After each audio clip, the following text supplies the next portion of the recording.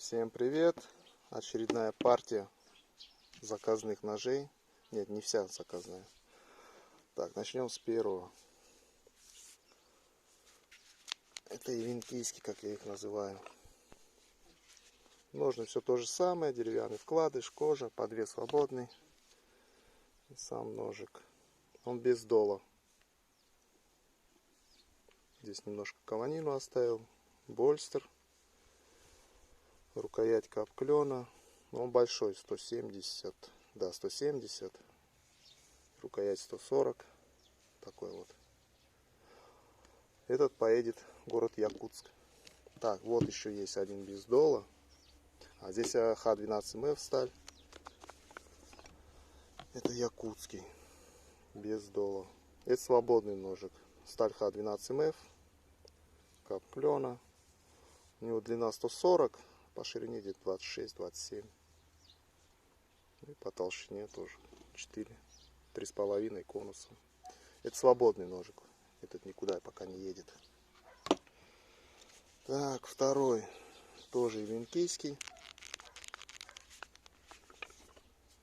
Ножны все то же самое. Это с долом уже.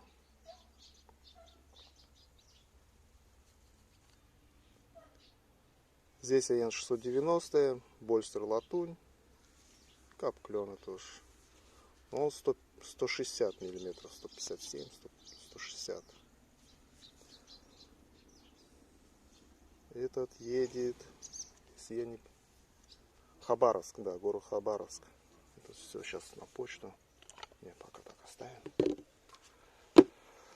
Так, два малыша, шейники. Этот Х12МФ сталь, капклена, больстер латунь, темлячное отверстие, как заказчик просил. Эти два едут в Подмосковье, видный город. Он уже не раз заказывал. И второй. Здесь больстер лося. Такой вот. Капклена, темлячное отверстие. Сталь тоже Х12МФ. Они 110 и вот это 105, по-моему, миллиметров. И вот еще один. Только закончил. Здесь Н690, больстер латунь и кап ольхи. Рукоять. Он 140, по-моему, да, 140, 27 или 28. Это только закончил, еще ножны нету. Завтра сделаю. Этот поедет на Камчатский край. Петропавловск, Камчатка. Камчатск, как он там называется правильно. Вот такие вот ножи. Это свободный нож. Так, сидят все в ножнах плотненько.